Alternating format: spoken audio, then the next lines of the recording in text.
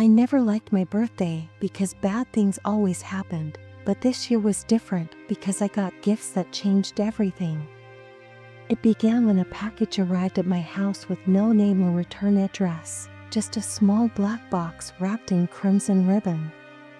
My parents thought it was from a distant relative, and they put it with the rest of me. That night, I opened it to find a porcelain doll dressed in Victorian attire, her glass eyes staring blankly ahead, and a note written in shaky handwriting, "She is yours, now take care of her or she will take care of you." I laughed it off, thinking it was a joke, but as I turned the doll in my hands, I felt a chill. Her eyes had moved, so it had to be my imagination. At precisely 3 in the morning, I put her on my shelf and went to bed. A faint whisper, barely perceptible like wind sneaking through wall cracks, awakened me up.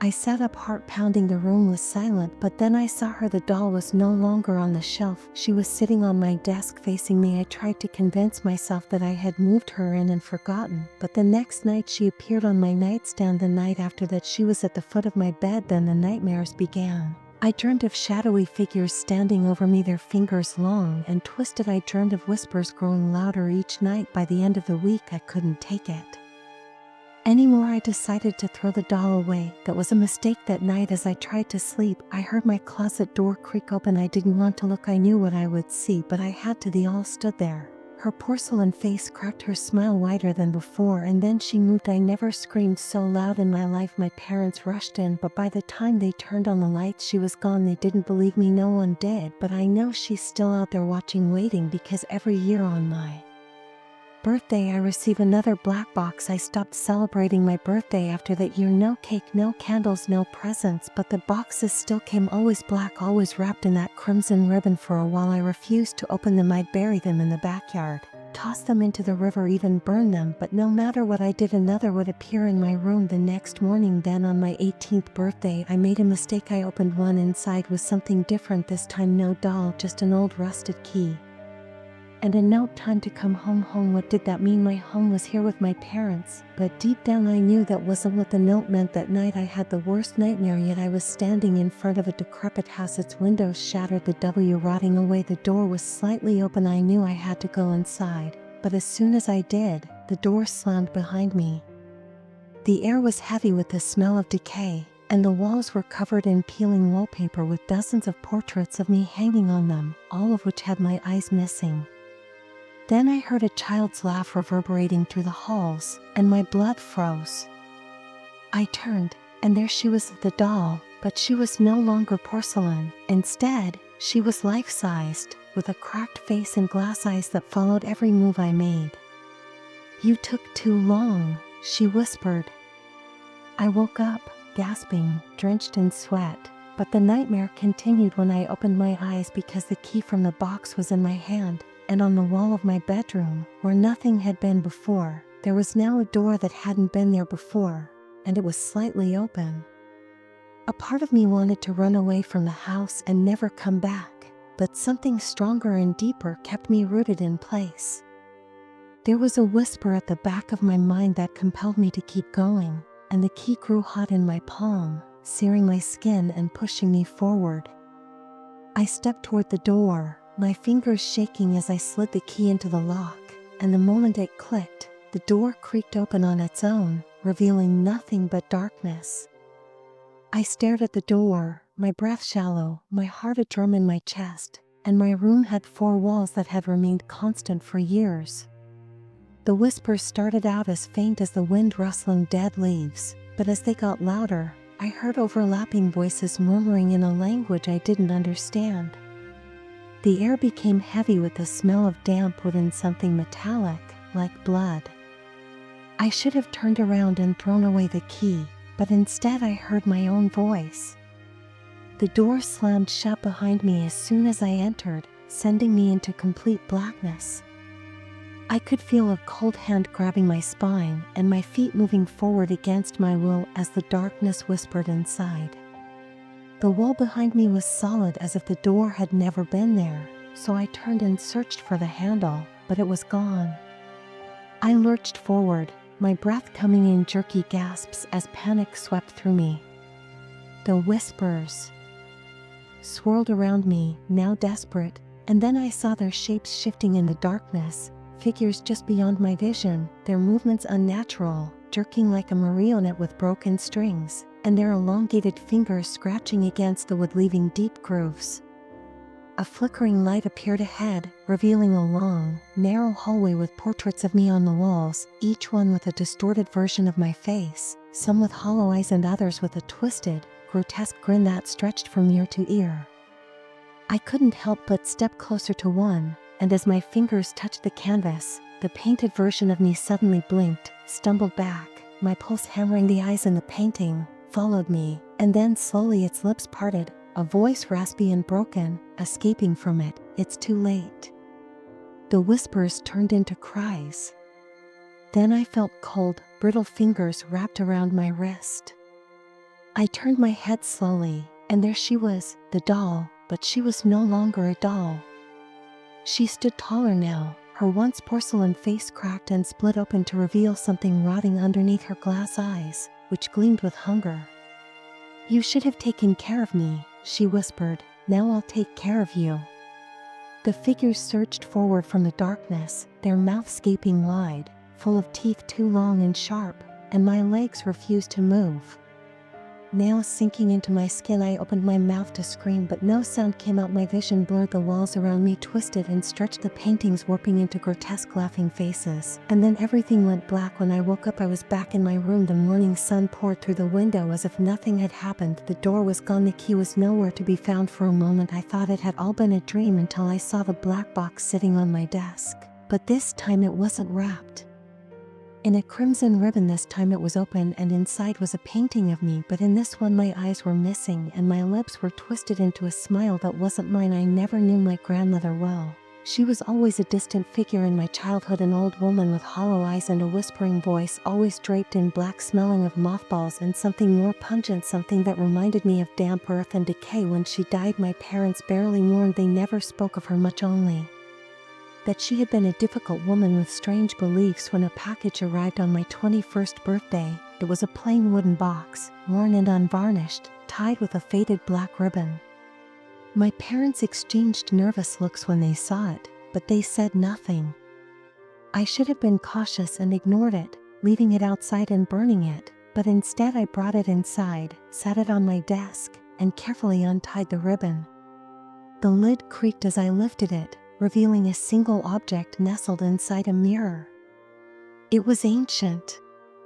At first glance, it appeared to be just another antique, with its surface slightly foggy from age and its frame carved with intricate patterns that twisted and curled into shapes I couldn't quite define.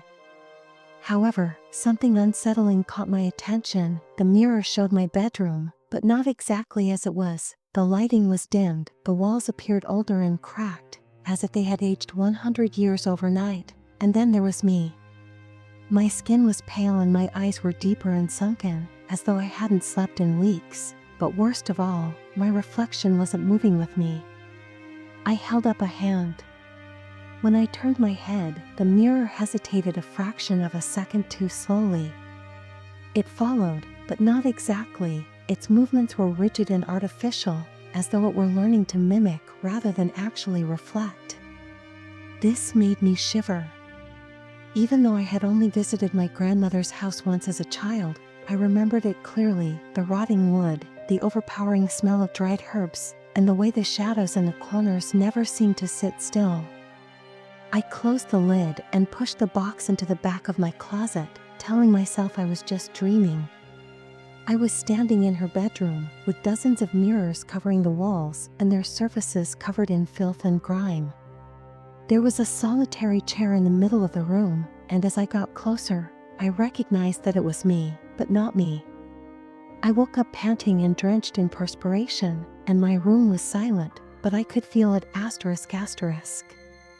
My twin sat stiff, its eyes black like holes in the universe, and then, as if knowing my presence, it moved its head toward me in a long, deliberate manner, smiling. Something was observing me, ***, and then I saw that the box was on my desk, with the lid slightly open. I told myself that I had moved it while I was sleepwalking, possibly due to stress, but I didn't touch the box. Later that night, I had another dream, but this time I wasn't in my grandmother's house. Instead, I was in my own bedroom, but it wasn't right. The walls were peeling and cracked, the furniture was warped as though it were decaying from the inside, and the cursed mirror was hanging on my wall, and my reflection was waiting for me. It raised a hand to greet me, its fingers too long, its nails blackened and cracked. Then it said, "You let me in." I woke up screaming, only to find the mirror hanging on my wall instead of in the box. I tried everything, throwing it away and smashing it into pieces, but when I got back to my room, it was whole again, hanging in the same spot. I covered it with a blanket, but during the night, I noticed that it was shifting and twitching as if something inside was trying to escape. The whispers began in the back of my mind, soft at first, then growing louder. "Permit me to enter. Permit me to enter." I stopped sleeping. I was breaking. My reflection no longer mimicked me. It moved on its own, watching me smiling when I wasn't looking. Then at 3 a.m. The knocking started, soft taps at first like fingertips against glass. I turned toward the mirror, dreading what I would see. My reflection was no longer standing. It was crawling, pressing its hands against the inside of the mirror, its face stretching into something inhuman. Its mouth opened wider, too wide, revealing rows of jagged, broken teeth. I tried to run, but my legs wouldn't move. The glass shattered outward and it emerged. I don't remember what happened after that. All I know is that when I woke up, the mirror was gone, the box was gone, and when I looked in the real mirror, the normal one in my bathroom, I wasn't there. My reflection was missing. Or maybe I was the one who was missing, and the thing in the mirror, it was out living my life, wearing my face, and somewhere trapped behind the glass I was watching, waiting for someone else to receive a gift and make the mistake of opening it. I never should have accepted the gift. I know that now, but when it arrived on my doorstep, wrapped in brown paper and tied with a frayed red ribbon, I was too curious to ignore it. There was no return address, no sender, just my name scrawled in black ink on the top. At first, I thought it was from a relative, maybe my estranged uncle or an old friend playing a prank. But when I picked it up, something about it felt wrong. The box was heavier than it should have been for its size, and when I pressed my touching the wood with the fingers, my first error was taking it inside, even though I could swear I felt a slight, nearly undetectable shudder beneath my fingertips. I put the box on my desk and stared at it for what seemed like hours. I should have thrown it away or ignored it, but as soon as I untied the ribbon, I opened it. As if the box had been holding its breath, a rush of air spilled from inside, and the resulting stench was intolerably damp. A mask fashioned of what appeared to be bone, with a surface that had yellowed and split with age, was snuggled in rotting velvet and containing earth, rusted metal, and something biological. The design was detailed, almost beautiful, with exquisite carvings spiraling out from the hollowed-out sockets.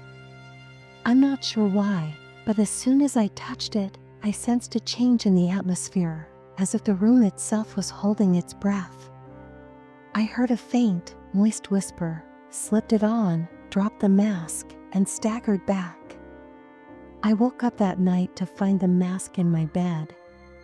I know I left it in the box. I remember closing the lid and tying the ribbon back as tightly as I could, but now it was lying next to me on the pillow, its hollow eyes staring at me. My heart was pounding in my ears, and my hands were shaking.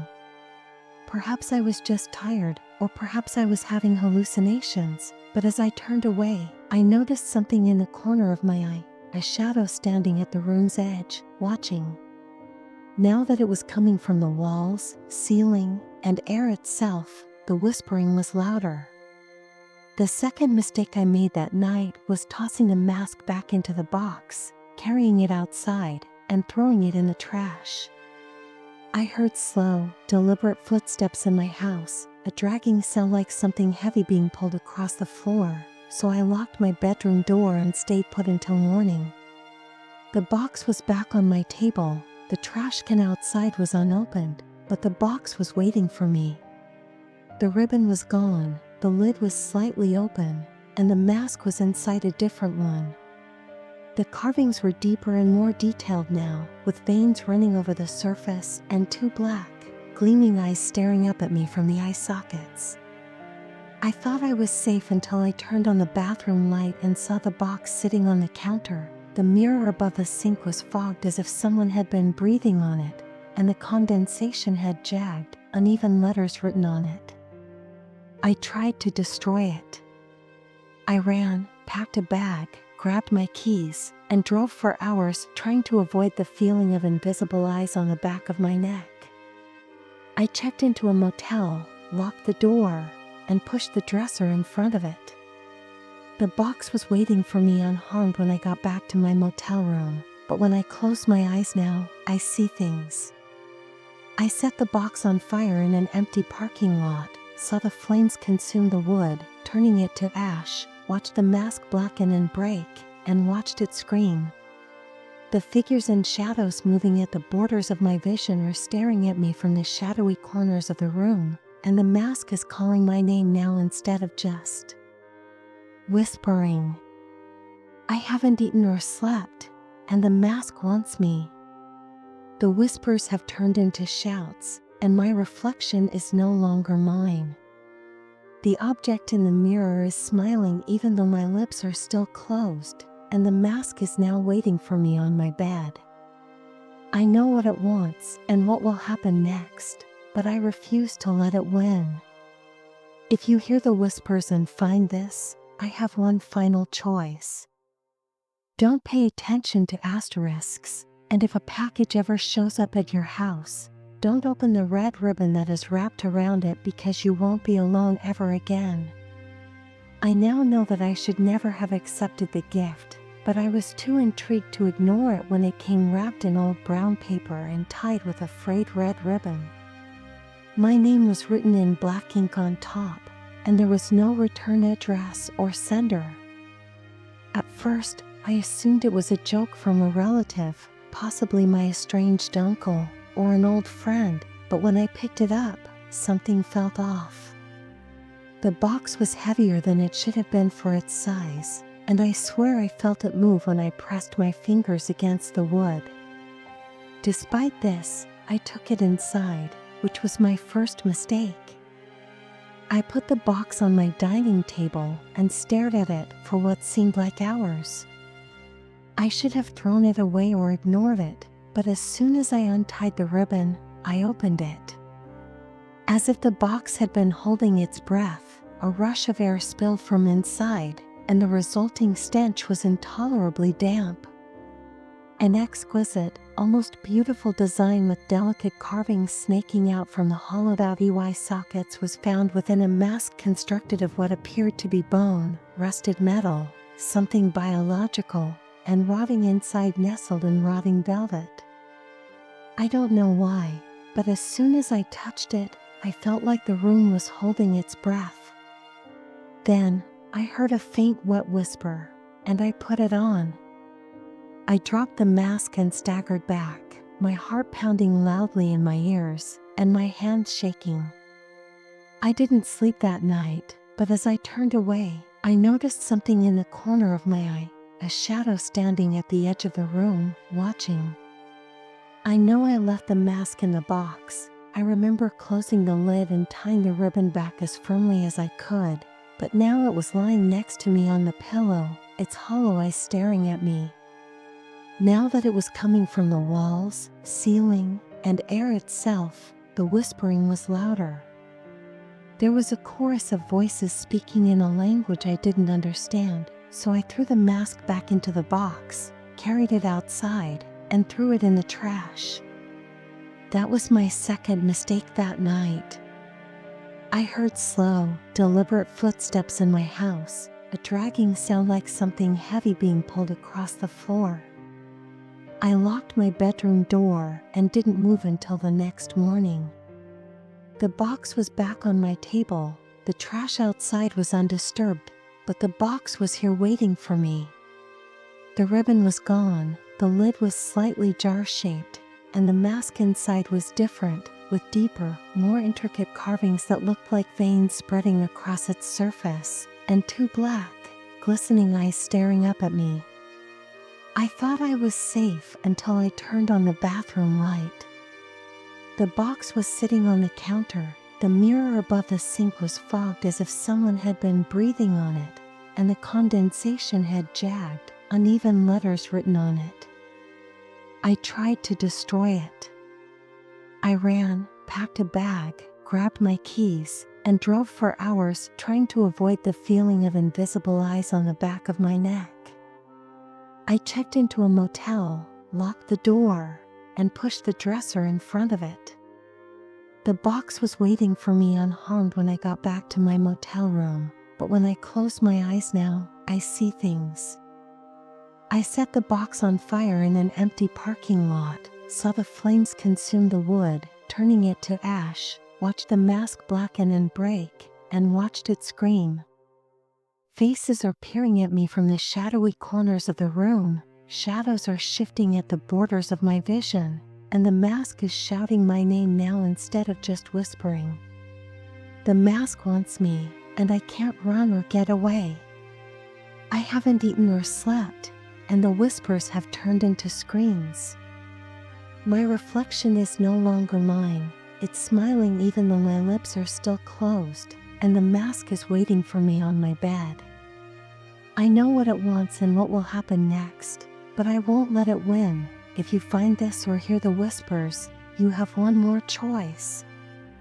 Don't pay attention to asterisks, and if a package ever shows up at your house, don't open the red ribbon that is wrapped around it because you won't be alone ever again.